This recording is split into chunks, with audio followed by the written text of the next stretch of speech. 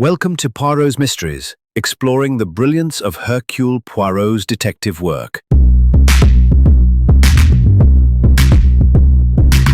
A gunshot echoes through Blackthorn Manor at 11:17 p.m., shattering the stillness of a Devon night. Sir Reginald Blackthorn lies dead, a revolver in his hand, the door locked, the window open. Was it suicide? Or a cunning murder? Who among the elegant guests, his resentful son, his secretive wife, the nervous heiress clutching her sapphire necklace, hides a deadly truth? Join Hercule Poirot, the master of the little gray cells, as he unravels a web of lies, love, and betrayal, in a mystery where every clue counts and the killer is closer than you think. Will you spot the truth before Poirot does? Chapter 1. The Invitation to Blackthorn Manor. The late August sun bathed Blackthorn Manor in a golden haze, its Georgian facade standing resolute amidst the rolling Devon hills. Ivy clung to the stone walls, and the manicured gardens whispered of wealth and secrets long buried. Captain Arthur Hastings, retired from his military days and now an occasional confidant of the renowned detective Hercule Poirot, clutched an embossed invitation as he stepped from the chauffeured car. The letter, penned in Sir Reginald Blackthorn's precise hand, had summoned him to a weekend gathering at this grand estate, promising, stimulating company and matters of import. Hastings, ever fond of a country escape, sensed an undercurrent of intrigue beneath the polite prose. The manor's oak doors swung open, revealing Sir Reginald himself, a wiry man in his late 60s, his silver hair immaculate, his barrister's sharpness undimmed by retirement. His smile was tight, his eyes darting as he greeted Hastings. "Captain, a pleasure," he said, though his grip was too firm, betraying unease. Inside, the drawing room buzzed with the assembled guests, their elegance masking tensions that prickled the air. Lady Beatrice Blackthorn, Sir Reginald's wife, glided forward, her silk gown whispering, her smile gracious but distant, her beauty, though faded, beginnings, though his voice faltered.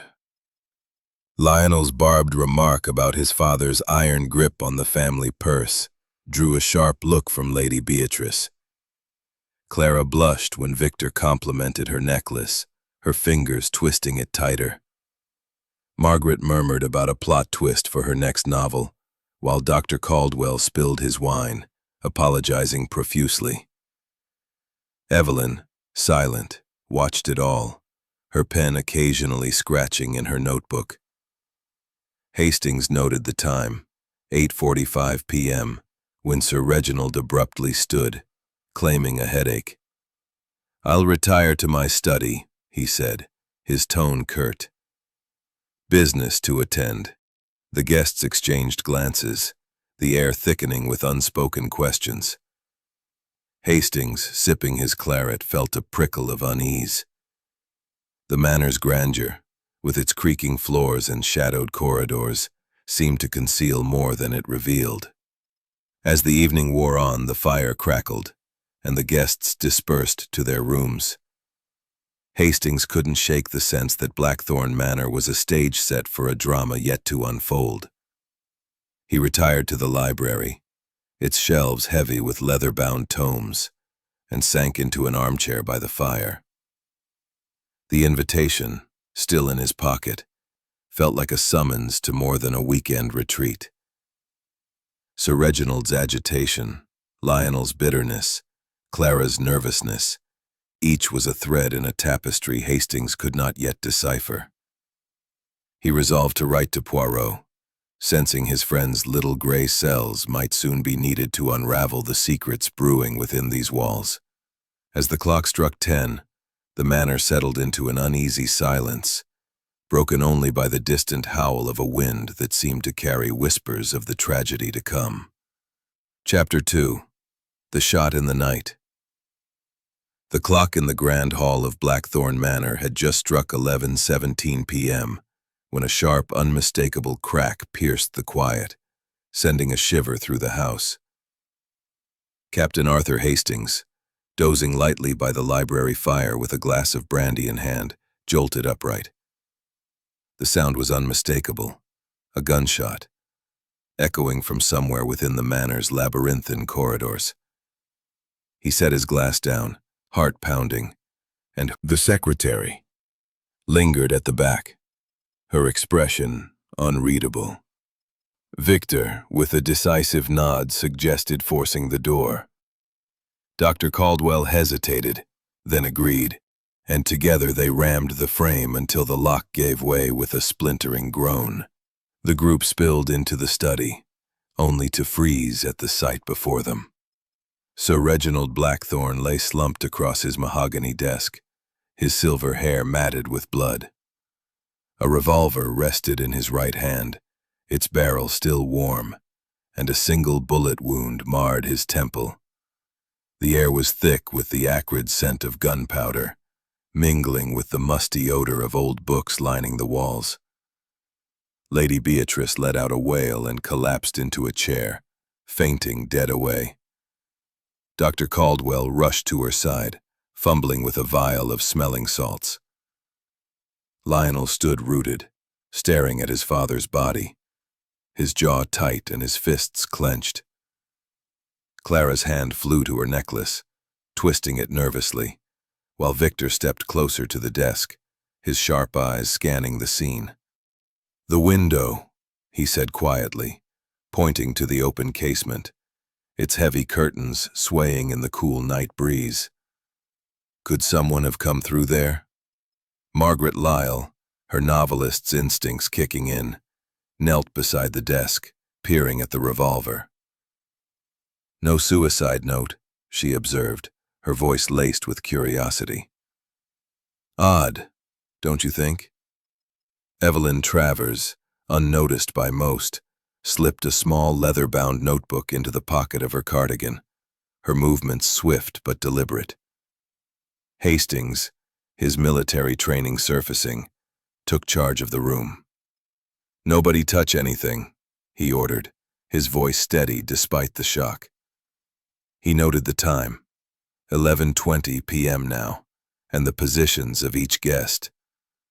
The study was a picture of order, save for the body.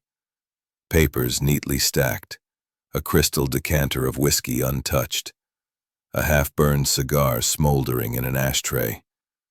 Sir Reginald had despised cigars, Hastings recalled, a detail that nagged at him. Within the hour, Inspector Grayson arrived from the nearby village of Thornby, a stocky man in the study. He studied Sir Reginald's face, frozen in death, and wondered what secrets the old barrister had taken with him. The manor, with its creaking floors and shadowed corners, seemed to hold its breath, waiting for Poirot's arrival to expose the truth hidden in its walls. Word count 1,200. Chapter 3. The Arrival of Hercule Poirot. The morning train from London pulled into Blackthorn Halt at precisely 10:32 a.m., its whistle cutting through the mist that clung to the Devon hills. Hercule Poirot stepped onto the platform, his patent leather shoes gleaming despite the damp, his black Homburg hat tilted at a precise angle. His mustache, meticulously waxed, quivered as he inhaled the country air, and his sharp green eyes surveyed the scene with the alertness of a hawk. Captain Hastings, waiting anxiously by the station master's office, felt a surge of relief at the sight of his friend. Poirot's presence, so neat and composed, seemed to promise order in the chaos that had engulfed Blackthorn Manor. "Mon ami," Poirot greeted, his voice warm but tinged with curiosity. "You send a telegram of such urgency. A murder, you say, in this tranquil countryside? Tell me all, and omit nothing." As they climbed into the waiting car, Hastings recounted the previous night's events. The gunshot at 11:17 p.m., Sir Reginald's body in the locked study, the open window, the revolver, and the peculiar cigar in the ashtray. He described the guests, Lady Beatrice's fainting spell, Lionel's brooding silence, Clara's nervous fidgeting, Victor's calm observation, Margaret's literary musings, and Evelyn's subtle withdrawal of her notebook. Poirot listened, his head tilted slightly, interrupting only to clarify details. The shot. It was at 11:17 precisely. And the alibis. Where was each person at this moment? Hastings admitted the alibis were vague. Most claimed to be in their rooms or scattered about the manor, but none. Hastings confirmed, recalling the old man's distaste for cigars. Poirot's attention turned to the open window. He measured the distance to the desk, 8 feet, 3 inches, and inspected the stiff latch, which required considerable force to move. A faint scuff mark on the sill caught his eye, and he crouched to examine it, his mustache twitching. "Someone has been careless," he said softly, "or perhaps deliberately so." He stood, dusting his hands, and surveyed the room once more. "The little gray cells, Hastings, they are stirring. This is no suicide, I think." He requested a meeting with the household, gathering them in the drawing room. The atmosphere was tense, each guest eyeing the others with suspicion. Lady Beatrice sat rigidly, her hands folded in her lap. Lionel slouched, his eyes defiant. Clara clutched her sapphire necklace, her face pale. Victor Grayson leaned against the mantel, exuding confidence, while Dr. Caldwell fidgeted with his cufflinks. Margaret Lyle scribbled in a notebook, and Evelyn Travers sat quietly, her eyes fixed on Poirot. "Monsieur et mesdames," Poirot began, his voice smooth as velvet. "A tragedy has occurred, and it is my task to uncover the truth. Each of you I will speak with in turn. Do not think to conceal anything, for Hercule Poirot sees all." His gaze lingered on each face, noting the flicker of fear in Clara's eyes, the tightening of Evelyn's lips, and the slight smirk on Victor's face. "We begin," he said, "with the facts. And the facts, they will lead us to the killer." As the group dispersed, Poirot turned to Hastings. "Observe, mon ami. The truth lies not only in what is said, but in what is not. Already, I see contradictions." He tapped his temple, a gesture Hastings knew well. "The little gray cells, they will unravel this knot." With that, Poirot set off to inspect the grounds, leaving Hastings to marvel at the detective's unshakable confidence in the face of such a perplexing crime. Word count, 1,200. "I, Hercule Poirot, will uncover it through method and order. Each of you will account for your movements at 11:17 p.m., when the fatal shot was fired. Speak plainly, for lies are like dust, they obscure, but they cannot withstand scrutiny." He began with Lady Beatrice, whose pale hands trembled slightly as she spoke. "I was in my bedroom, reading," she said, her voice steady but distant. "I heard the shot, and came downstairs with the others. Poirot nodded, noting the title of her book, The Moonstone, and the fact that her room was on the east wing, far from the study. "And you saw no one in the corridor?" he asked. She shook her head, her eyes avoiding his. Lionel Blackthorne was next, his tone laced with resentment. "I was in the billiard room, playing a game with Victor. We heard the shot and ran to the study." Victor Grayson corroborated this, his voice smooth. "We were together, as Lionel says. The game was tied, and we were about to start another round." Poirot's eyes narrowed at their synchronized account, but he merely nodded, asking, "And your father, Monsieur Lionel? He was in good spirits earlier?" Lionel shrugged. "He was never in good spirits with me." Clara Wentworth, her fingers still twisting her necklace, spoke softly. "I was in the conservatory alone, looking at the moon. It was so bright last night." Her voice faltered, and Poirot noted the flush in her cheeks. "The conservatory, mademoiselle. It is near the study, oui? Did you hear anything before the shot?"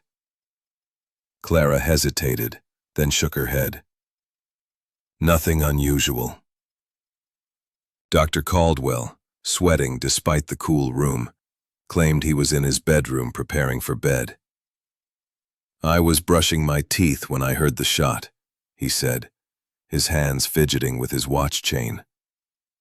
Poirot's gaze lingered on the doctor's nervous demeanor, but he moved on to Margaret Lyle, who declared she was in the library, drafting a chapter of her novel. "I heard the shot and thought it was and the necklace of Mademoiselle Clara. It preoccupies her." "Why?" Hastings followed Poirot back to the study, where the detective examined the desk once more. He picked up a fountain pen, its nib stained with fresh ink, and noted a ledger entry dated that evening. "Payment to VG £5,000. Victor Grayson, perhaps?" Poirot mused. He then inspected the cigar stub again, confirming its brand, a rare Cuban variety. Sir Reginald despised cigars, yet this one was smoked here. "By whom?" he asked, his eyes gleaming. Before leaving the study, Poirot paused at the window, testing the latch's stiffness again. "The window, Hastings. It is not merely open, it is a statement. Someone wishes us to believe an outsider entered, but the scuff mark suggests otherwise." He turned, his expression resolute. "We have motives, money, resentment, perhaps love. But the truth, it lies in the contradictions. Tomorrow, we digizep system." "Dig deeper," Hastings, still processing the detective's words, nodded. "You think someone in the house is lying, then?" "Lying, mon ami, is as human as breathing," Poirot replied. "The question is not if, but why." With that, he swept out of the room, leaving Hastings to ponder the growing web of secrets within Blackthorne Manor. Word count, 1,200. Chapter 5. The Obvious Suspect. The morning after Poirot's initial interviews, Blackthorne Manor buzzed with the uneasy hum of suspicion. Inspector Grayson, fortified by a second cup of strong tea, called a meeting in the drawing room to share his findings. His blunt demeanor contrasted sharply with Poirot's polished calm as he announced his prime suspect, Lionel Blackthorne. "The lad had motive, means, and opportunity," Grayson declared, producing a letter found in Lionel's room. Dated a month prior, it was penned in Sir Reginald's precise hand, threatening to disinherit his son unless he abandoned his bohemian nonsense and joined the family law firm. "They quarreled publicly at dinner," Grayson added. "It is a month old. Why act now?" And the revolver. Its angle in Sir Reginald's hand. It is not natural for suicide. He tapped his temple. The little gray cells. They protest. We must look beyond the surface. Grayson bristled but allowed Poirot to continue. The detective turned his attention to the study, inviting Hastings to join him for a closer inspection. There, Poirot knelt by the desk, his eyes fixed on the half-burned cigar in the ashtray. Sir Reginald, he despised cigars, oui. Yet this one, a rare Cuban, was smoked here. He sniffed it again, confirming its distinct aroma. Who in this house favors such a luxury? Hastings recalled Victor Grayson's penchant for fine cigars, often seen puffing one on the terrace. Poirot then examined the ledger entry Hastings had noted earlier. Payment to V.G., £5,000. Victor Grayson, perhaps, Poirot mused. But why such a sum? He moved to the window, inspecting the scuff mark on the sill. This mark, it is fresh. Made by a shoe, perhaps. The window was open to suggest an intruder, but the latch is stiff, too stiff for a casual exit. He turned to Hastings, his eyes gleaming.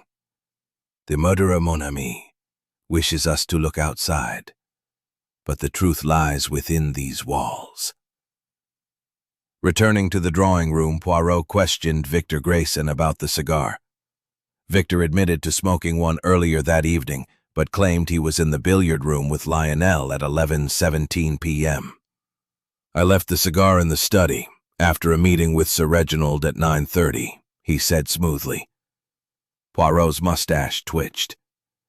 And this meeting, it concerned the £5,000. Victor's smile faltered, but he recovered quickly. A business matter, nothing more. Poirot then turned to Lionel, asking about his argument with his father at dinner.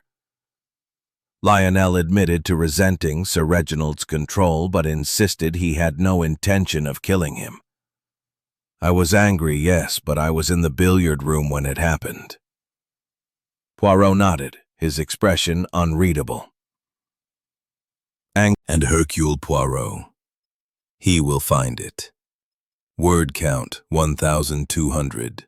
Chapter 6, The Inconsistent Detail. The gray light of a Devon afternoon filtered through the tall windows of Blackthorn Manor, casting long shadows across the study where Hercule Poirot stood, his small frame a study in concentration. Captain Hastings watched as the detective paced slowly, his polished shoes clicking softly on the parquet floor. Poirot's green eyes darted from the open window to the desk, then back again, as if tracing an invisible thread. The details, Hastings, he said, his voice low and precise. They are the map to the truth. And here we have found a most curious inconsistency. Poirot's attention fixed on the window, its stiff latch still a focal point of his scrutiny. He had measured the distance from the sill to the desk, 8 feet 3 inches, and now crouched to examine the faint scuff mark he had noted earlier. This mark, he said, running a gloved finger along the wood. It is not deep, but it is deliberate. A shoe, perhaps, but not one scrambling to escape. No, it is too controlled. He stood, his mustache twitching. The window, it was open to deceive, but by someone already inside the room. Hastings frowned, trying to follow. But the door was locked, Poirot, and the key was inside. How could someone leave without being seen? Poirot's eyes gleamed. That, mon ami, is the heart of the matter. The locked door is not an obstacle, but a clue. The detective turned to the desk where the half-burned cigar still lay in the ashtray. He picked it up, examining its charred end. This cigar, smoked by Monsieur Victor Grayson, was left here after his meeting with Sir Reginald at 9:30 p.m. Yet Sir Reginald despised cigars. Why was it not discarded? Poirot's gaze shifted to the ledger, Open to the entry. Payment to VG, £5,000. And this payment, it is no coincidence. But is it motive or distraction? Poirot requested a private interview with Evelyn Travers, whose precise alibi had piqued his interest. They met in the library, where Evelyn sat. Mademoiselle Travers. She conceals something. Her precision betrays her. A liar who plans too carefully leaves no room for human error. He then turned his attention to the grounds, inspecting the flower bed beneath the study window. The soil was undisturbed, save for a single crushed petal.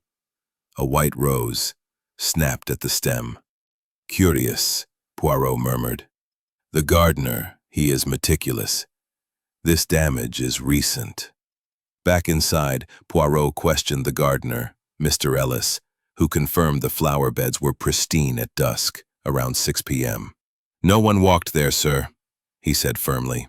Poirot nodded, his mind racing. The window, the scuff, the rose, they tell a story, Hastings. Someone stood here, perhaps to open the window, but they did not climb out. As evening approached, Poirot gathered the household for dinner, observing their interactions. Lionel avoided his mother's gaze, while Lady Beatrice spoke sharply to Clara about her necklace, calling it a garish trinket. Victor Grayson, ever suave, deflected questions about his business dealings, while Dr. Caldwell seemed distracted, spilling his wine twice. Margaret Lyle, meanwhile, watched everyone, her pen never far from her hand. Poirot leaned toward Hastings, whispering, "The rose, the cigar, the ledger, they are threads in a tapestry. But it is Mademoiselle Travers' error that pulls at the weave. She knows more than she says." Hastings, catching the detective's intensity, felt the manor's walls closing in. Each guessed a piece in Poirot's intricate puzzle. "Tomorrow," Poirot added, "we press harder. The truth, it cannot hide forever." The dinner ended in strained silence, and as the guests retired, Poirot remained in the dining room, staring at the flickering candles. "The little gray cells, Hastings," he said, almost to himself. "They see the pattern, and soon the killer will see it too." Word count, 1,200. Chapter 7. Secrets and Motives. The third day at Blackthorn Manor dawned with a heavy mist, cloaking the estate in an eerie silence that mirrored the growing unease among its occupants. "Secretive, sir," Jenkins confided, and Sir Reginald was furious when he found out. Poirot's mustache twitched. "Money. It is a powerful motive, n'est-ce pas?" Next, Poirot turned his attention to Clara's sapphire necklace, which had drawn Lady Beatrice's ire. He questioned the maid, Mary, who confirmed the necklace was a recent gift from Sir Reginald to Clara, his ward. "It caused a row, sir," Mary whispered. "Master Lionel thought it should have gone to his mother, being a family heirloom." Poirot nodded, filing away the resentment this gift had sparked. In the library, Poirot examined Evelyn Travers' notebook, which she had reluctantly allowed him to inspect. Its pages were filled with meticulous shorthand entries, appointments, expenses, and cryptic notes.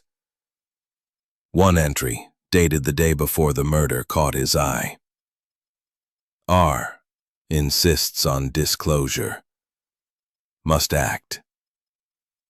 "Mademoiselle," Poirot said, confronting her. "What is this disclosure?" Sir Reginald demanded. Evelyn's composure faltered, her fingers tightening on her pen. "A business matter," she said curtly. "Nothing to do with his death." Poirot's smile was unyielding. "Everything, mademoiselle, is connected to his death." Poirot then sought out Dr. Caldwell, whose nervous demeanor had grown more pronounced. In the conservatory, away from prying ears, the doctor admitted to prescribing sedatives for Sir Reginald's recent insomnia. He was agitated, Caldwell said, wiping his brow. Something about financial troubles. Poirot's eyes narrowed. And your medical bag, doctor. It contains an unusual quantity of these sedatives, no? Caldwell stammered, claiming it was routine, but Poirot noted his unease. Margaret Lyle's latest novel, which Poirot borrowed from the library, proved another revelation. A chapter described a locked-room murder eerily similar to Sir Reginald's death.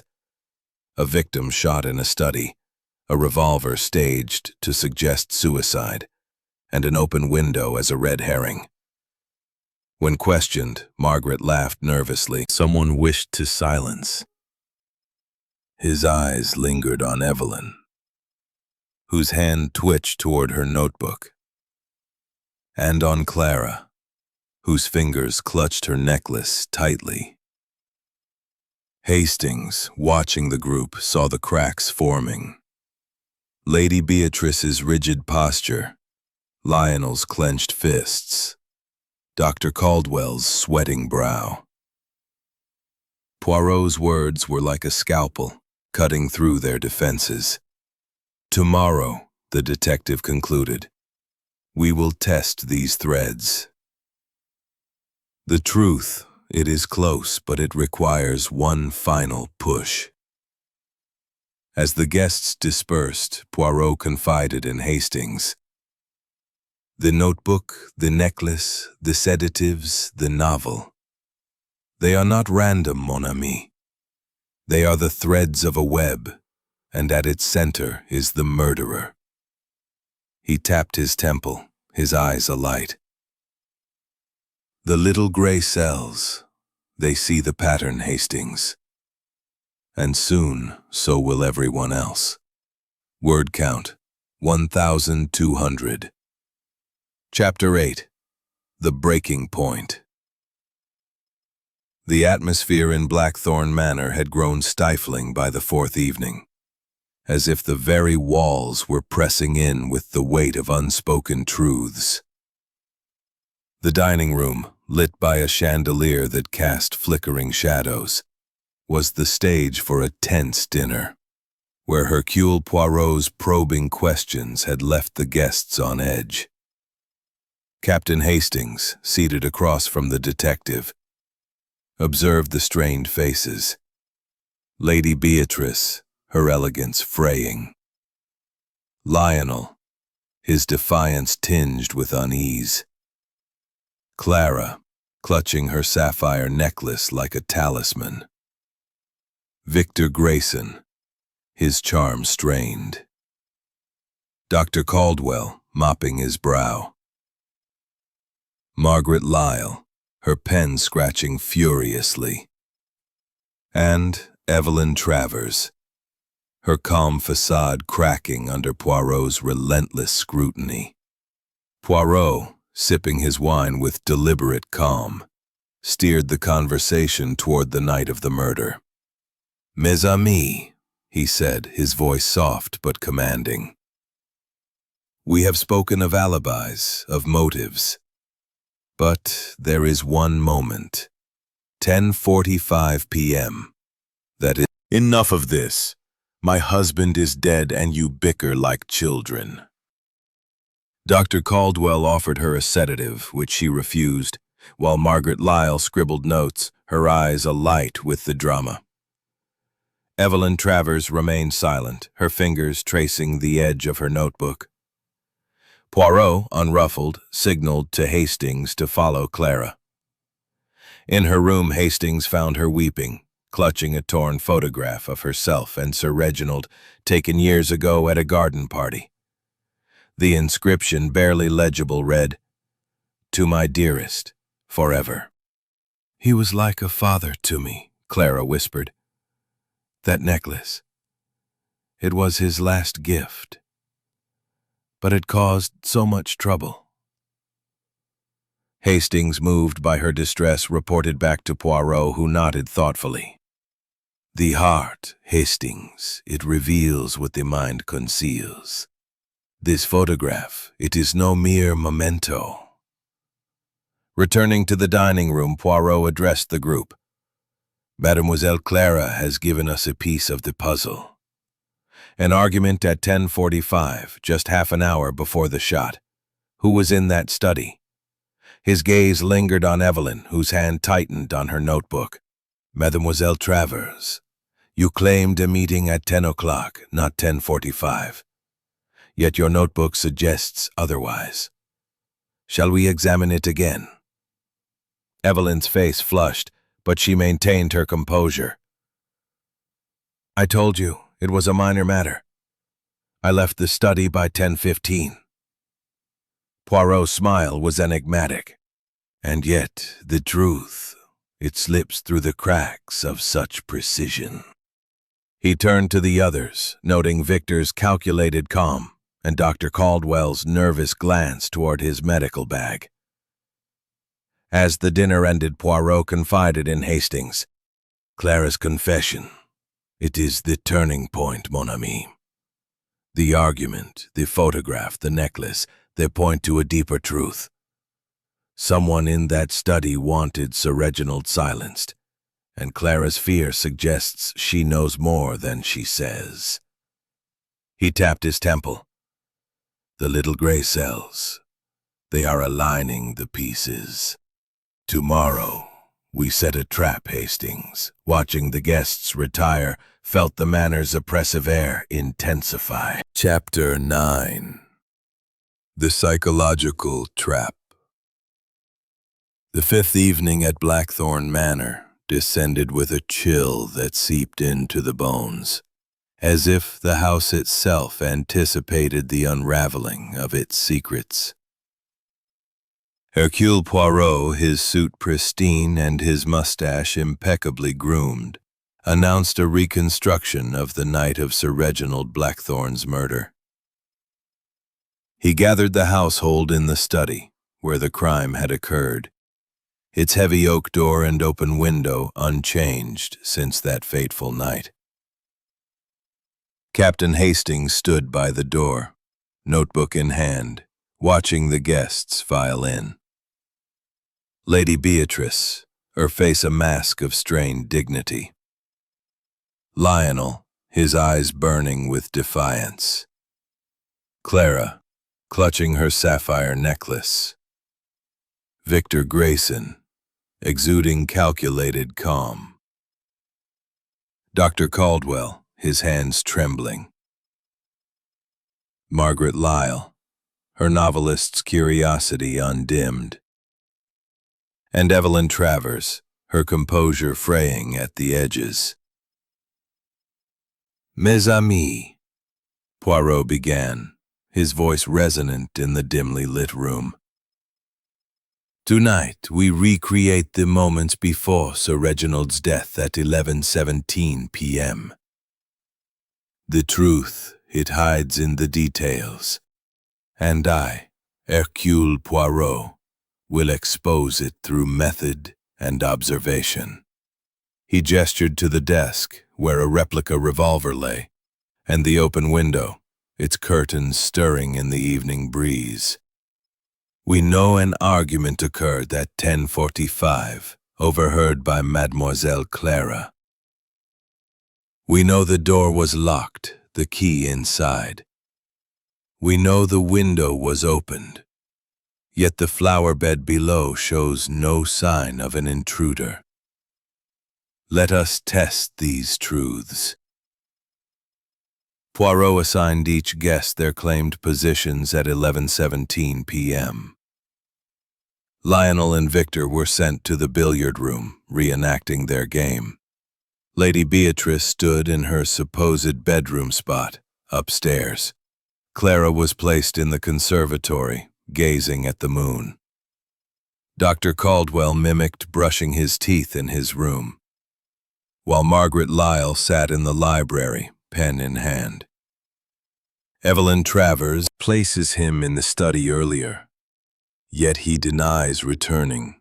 And Mademoiselle Travers, your 10 p.m. meeting with Sir Reginald, your notebook suggests it was later, closer to the argument, at 10:45. Evelyn's face flushed, but she held her ground. "I was in my office by 10:15, she insisted. Poirot smiled thinly. "And yet, your delay in reaching the study tonight contradicts this." He turned to the group, his voice rising. "Someone in this room lied about their movements. Someone argued with Sir Reginald, then shot him, staging a suicide. The locked door, the key, the window. They are a performance, but the performer has made mistakes." The tension broke as Lionel lunged at Victor, accusing him of framing him with the letter about disinheritance. "You wanted father's money," he shouted. Victor shoved him back, snarling, "You're the one he despised." Lady Beatrice cried out, begging them to stop, while Dr. Caldwell fumbled with his glasses, nearly dropping them.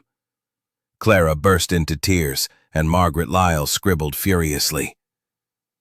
Evelyn, however, remained still, her eyes fixed on Poirot. "Enough!" Poirot's voice cut through the chaos. "The guilty, they reveal themselves under pressure. Tonight we have seen fear, anger, and evasion. Tomorrow, we will know the truth." He dismissed the group, their faces pale and strained, and turned to Hastings. "The trap, mon ami. It has sprung." The murderer feels the noose tightening. The notebook, the rose, the cigar. They point to one person, but we must be certain. Hastings, heart pounding, followed Poirot to the drawing room where the detective stared into the fire. "The little gray cells, Hastings," he murmured. "They see the pattern. Tomorrow we unveil the killer." The manor seemed to hold its breath, its secrets teetering on the edge of exposure. Word count, 1,200. Chapter 10. The Truth Unveiled. The drawing room of Blackthorn Manor was suffused with a tense hush on the 6th evening, its heavy drapes drawn against the encroaching dusk. Hercule Poirot stood at the shoes clicking on the polished floor. Let us reconstruct the night of Sir Reginald's death, step by step, and see where the little gray cells lead us. Poirot gestured to the study, imagined now in the drawing room's dim light. At 11:17 p.m., a shot is fired. Sir Reginald is found dead, a revolver in his hand. The door locked from the inside, the window open. The police suspect suicide, but the revolver's angle is unnatural, and there is no note. The cigar in the ashtray, smoked by Monsieur Victor, places him in the study earlier, at 9:30 p.m. A ledger entry shows a payment of £5,000 to V.G., Victor Grayson, But this is a distraction. Victor shifted, his jaw tightening, but Poirot continued. The window, with its stiff latch and scuff marks, suggests an intruder, yet the crushed rose below and the undisturbed flower bed tell us no one climbed out. The key, inside the locked door, seems to seal the room. But there is another way. He paused, his eyes sweeping the group. A spare key, hidden in the desk, known to one who worked closely with Sir Reginald. Evelyn Travers's hand twitched toward her notebook, and Poirot's gaze locked onto her. Mademoiselle Travers, your alibi was precise. Too precise. You claimed a meeting at 10 p.m., but your notebook hints at a later time. Closer to the argument Mademoiselle Clara overheard at 10:45. And this argument, it was about a secret that could not be revealed. Poirot turned to Clara, whose fingers clutched her sapphire necklace. The photograph, mademoiselle, with its inscription, "To my dearest, forever." It speaks of love, not fatherly affection. Sir Reginald was not your guardian in name only, but your lover. A secret that caused friction with Lady Beatrice and Lionel. Clara's face crumpled, tears falling as she nodded. He wanted to marry me, she whispered. But he said someone— Withdrawals, Dr. Caldwell's sedatives, Margaret's novel. They were threads in a tapestry of distraction. But your notebook, your delay in the reconstruction, your knowledge of the spare key, they betray you. Evelyn stood, trembling, then collapsed, sobbing. I loved him, she confessed. He promised me everything, then chose her. I couldn't let him ruin me. Inspector Grayson stepped forward, handcuffs ready, as the room exhaled in shock. Poirot turned to Hastings, his expression somber. The heart, mon ami, it drives us to desperate acts. The little gray cells, they see through the lies. The truth, so long hidden, lay bare, and Blackthorn Manor seemed to sigh in relief as the murderer was led away. Word count, 1,200. Chapter 11. The Reflection. The morning after Evelyn Travers' confession, Blackthorn Manor seemed to exhale, its oppressive air lightened by the unmasking of Sir Reginald Blackthorn's murderer. The mist that had cloaked the Devon hills lifted, revealing a pale sun that bathed the estate in a tentative glow. Hercule Poirot, immaculate in his black suit and Homburg hat, sat in the drawing room, sipping a tisane prepared to his exact specifications. Captain Hastings, seated across from him, felt a mix of relief and melancholy as the case drew to a close. The household, still reeling, moved quietly, their voices subdued as they prepared to depart. Mon ami, Poirot said, his voice soft but resonant. The affair is concluded, yet the heart, it lingers on the why. The little gray cells, they have done their work, but the human soul, it demands reflection. He set his cup down, his green eyes distant yet sharp, as if seeing the entire case unfold anew in his mind. Hastings leaned forward, his notebook closed for once. It was Evelyn all along, Poirot. But how did you know? The cigar, the window, the key. They pointed everywhere and nowhere. Poirot's mustache twitched with a faint smile. The truth, Hastings, it is like a mosaic. Each piece, the cigar, own dreams crumble. The notebook, it was her confession. R insists on disclosure, must act. She acted, Hastings, with a coldness masked by her efficiency. The spare key, hidden in the desk, allowed her to lock the door after the deed.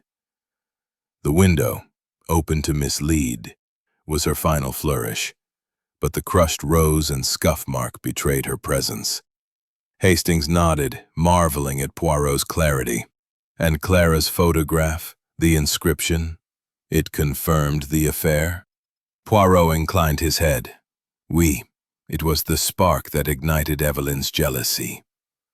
The heart, it drives us to folly, and folly to crime. But the little gray cells, they see through the fog of emotion. The sound of footsteps interrupted them as Inspector Grayson entered, tipping his hat. Monsieur Poirot, Miss Travers is in custody. She's confessed, fully. Says she couldn't bear Sir Reginald choosing Clara over her. You've done us a service. Poirot bowed slightly. The service, Inspector, is to the truth. Hercule Poirot merely follows where it leads. As the inspector left, Poirot returned to his chair, his gaze softening. This case, Hastings, it reminds us that the human heart is both the motive and the solution. To understand it is to understand the crime. Evelyn sought to control love, but love, It cannot be controlled. He sipped his tisane, then added, "We leave Blackthorn Manor, but the lesson remains. Order and method. They triumph over chaos." Hastings packed his bag, watching as Poirot adjusted his hat in the mirror, his movements precise. The manor, now quiet, seemed to release its secrets with Evelyn's departure. As they boarded the car for Blackthorn Halt, Poirot glanced back at the ivy-clad walls. "Another puzzle solved, mon ami," he said, his voice tinged with satisfaction. "But the world, it is full of puzzles, and Hercule Poirot, he is never idle." The car rolled away, leaving Blackthorn Manor behind, its shadows fading in the morning light. Hastings, glancing at his friend, knew that wherever they went, others, Lady Beatrice's withdrawals, Victor's debts, were they truly irrelevant? Poirot's mustache twitched, and he turned from the window, his expression inscrutable. "Mon ami, a case is like a tapestry. The main thread, Evelyn's crime, is woven, but the smaller threads, they add color and depth. Not every secret is a crime, but every secret illuminates the human heart." Poirot leaned back, his fingers steepled. "Consider Lady Beatrice. Her withdrawals. They were not for greed, but for a private shame. A debt to a distant cousin, perhaps, or a charity she dared not name. Her silence protected her dignity, not a murderer. Victor Grayson, his £5,000 debt to Sir Reginald was real, but his cigar was a careless mistake, not a confession. He is a man of ambition, not violence. These threads, they distracted, but they did not lead to the killer." Hastings frowned, flipping through his notes. "And Clara? Her affair with Sir Reginald. It caused such pain. Could she have known more than she let on?" Poirot's eyes softened. "Mademoiselle Clara. She loved deeply and suffered for it. Her fear of the argument she overheard was genuine. She suspected Evelyn but dared not speak, lest she be blamed. The photograph with its tender inscription was her truth, not her crime." The train whistle sounded, and Poirot's gaze returned to the window. The manor, Hastings. It was a stage for human frailties. Jealousy, pride, love, betrayal. Evelyn's act was the climax, but the others played their parts. Dr. Caldwell's sedatives, Margaret Lyle's novel. They were shadows, not substance. Yet they shaped the scene, made the truth harder to see. Hastings nodded, but a question lingered. "And the spare key, Poirot? How did you know it existed?" Poirot's smile was faint but triumphant. "The desk, mon ami. Sir Reginald was a man of order, like myself. A man of order keeps a spare key, hidden but accessible for emergencies. Evelyn, as his secretary, knew its place. A small compartment in the desk drawer, overlooked by the police. Behind us, Hastings. But life, it is full of mysteries. The human heart, it will always surprise, always conceal. And we must always be ready to seek the truth." He stepped onto the platform, his small frame swallowed by the bustling crowd, leaving Hastings to marvel at his friend's unyielding pursuit of justice. The case was closed, but its echoes lingered, a reminder of the delicate balance between love and betrayal, order and chaos. Poirot, ever the maestro, had conducted the symphony to its end. And now, as the city loomed before them, Hastings knew another mystery awaited, ready to test the little gray cells once more. Word count, 1,200. Chapter 13. The Unraveling Tapestry. The soft hum of London greeted Hercule Poirot and Captain Hastings as they settled into Poirot's impeccably neat flat at Whitehaven Mansions. The contrast between the city's bustle and Blackthorn Manor's oppressive silence was stark. Yet the case lingered in Hastings's mind like an unfinished melody. Poirot, seated at his polished mahogany desk, arranged his papers with meticulous care, his green eyes reflecting a quiet satisfaction. Hastings, nursing a cup of tea, felt compelled to revisit the intricacies of the case, sensing that Poirot's reflections held more to reveal. "Poirot," Hastings began, setting his cup down. "You've tied up the loose ends. Evelyn's guilt, the spare key, the staged window. But I can't help wondering about the others. Were their secrets truly separate from the crime? Or did they weave into Evelyn's motives somehow?" Poirot's mustache twitched, and he leaned back, his fingers steepled. "Mon ami, you are learning to see the tapestry, not merely the threads. Each secret in Blackthorn Manor was a color in the pattern, but only Evelyn's led to murder. Let us examine them to ease your mind." He rose, pacing slowly, his voice measured. "Lady Beatrice's withdrawals, they were a private matter, a loan to a struggling relative, hidden to preserve her pride." "Privately." "Oui, mon ami," Poirot said with a faint smile. "A detective must sometimes work in the shadows to find the light. Victor is ambitious, but not murderous." He moved to Clara's role. Mademoiselle Clara. Her love for Sir Reginald was her tragedy. The sapphire necklace, the photograph, they were tokens of a forbidden bond. Her fear of Evelyn's knowledge drove her silence, but she had no hand in the crime. Hastings frowned, flipping through his mental notes. "And Dr. Caldwell's sedatives? Margaret Lyle's novel? They seem so suspicious." Poirot nodded. "The doctor. He overprescribed to ease Sir Reginald's insomnia, fearing blame for his patient's stress. A professional lapse, not a motive. Madame Lyle's novel, with its locked room murder, was a coincidence that fueled suspicion. But her curiosity was that of a writer, not a criminal." Poirot returned to his desk, his expression thoughtful. Evelyn Travers. She wove these threads into her deception. The spare key, known only to her as Sir Reginald's trusted secretary, allowed her to lock the study after the shot.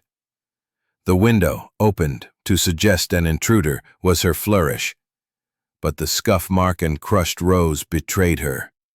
Her notebook, with its cryptic entry, "R insists on disclosure, must act," was her undoing, revealing her desperation to silence Sir Reginald's plan to marry Clara. Hastings leaned forward, captivated. "It's remarkable, Poirot, how you saw through it all. But why did Evelyn confess so readily?" Poirot's eyes softened. "The heart, Hastings, it cannot bear the weight of guilt forever. Under pressure, in that final confrontation, she saw no escape. The little gray cells, they laid bare her truth, and she could not deny it." As evening fell, Poirot lit a small lamp, its glow casting order over the room. "This case, mon ami, it teaches us that secrets, they are the shadows of truth. To find the light, we must examine each shadow with care. Hercule Poirot, he does not guess, he observes, he reasons, yet ready to consign the affair to memory." The detective's mind, ever restless, seemed to sift through the case's nuances, seeking a final clarity. "Poirot," Hastings began, setting aside his tea, "you've unraveled the mystery, tied up every thread. Yet you seem preoccupied. Is there something more to this case?" Poirot's mustache twitched, and he placed his cup on the saucer with deliberate precision. "Mon ami, You are perceptive. The case is solved, but the human heart, it leaves echoes that resonate beyond the crime. Hercule Poirot does not merely seek the guilty. He seeks to understand the why Poirot rose, pacing slowly, his hands clasped behind his back. Let us revisit Blackthorn Manor, not to find new clues, but to reflect on the souls we encountered. Each person, Hastings, played a role in the drama, their secrets shaping the stage on which Evelyn acted her tragedy. He paused, his gaze distant. Lady Beatrice.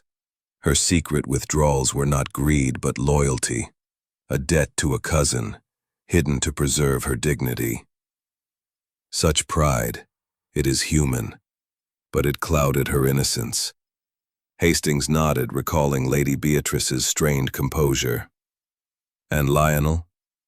His anger seemed so raw, yet you cleared him. Poirot's eyes gleamed.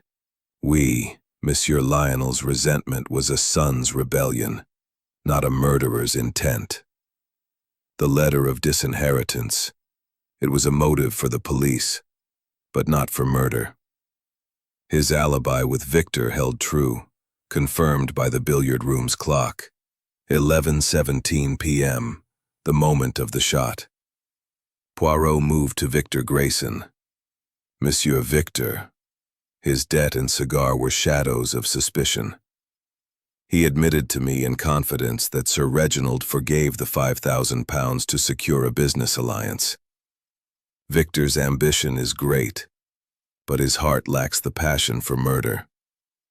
The cigar, left carelessly, was a red herring, nothing more. Hastings scribbled a note, marveling at Poirot's private inquiries.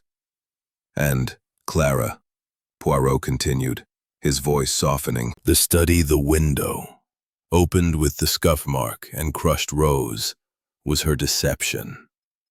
Her notebook, with its cryptic note, R insists on disclosure, must act, was her confession, written before the act. Hastings leaned forward. Her confession, Poirot. It came so suddenly. Was it truly just your pressure? Poirot's smile was faint. The guilty heart, mon ami, it crumbles when the truth is near. In the reconstruction, Evelyn saw her lies unraveling, the notebook, the timing, the rose. She could not escape the mirror of her own actions. Poirot lit a lamp, its glow steadying the room. This case, Hastings, it teaches us that truth is not a single note but a chord, played by many hands. The little gray cells, they hear the harmony and find the discord. Evelyn's crime was her own, but the manor's secrets made it possible. He sipped his tisane, then added, We move on, but the echoes of Blackthorn Manor remind us. To know the crime, we must know the heart. As night deepened, Hastings felt the case's echoes fade, replaced by Poirot's unyielding clarity. The detective's work was done, but his mind, ever vigilant, was already turning to the next mystery awaiting in London's shadowed streets. Word count 1,200. Chapter 15. The Final Departure. The soft hum of London's evening traffic filtered through the windows of Hercule Poirot's flat at Whitehaven Mansions, a gentle reminder of the world beyond the resolved mystery of Blackthorn Manor. Poirot, seated at his polished desk, adjusted a silver pen with meticulous care, his green eyes reflecting the flicker of a single candle. Captain Hastings, lounging in an armchair with a glass of whiskey, felt the case's echoes fading, but sensed Poirot's mind was still tethered to its intricacies. The detective's ritual of order, aligning papers, polishing his already immaculate cufflinks, betrayed a need to close the chapter fully before moving on. Poirot, Hastings said, swirling his glass. You've unraveled every knot in this case.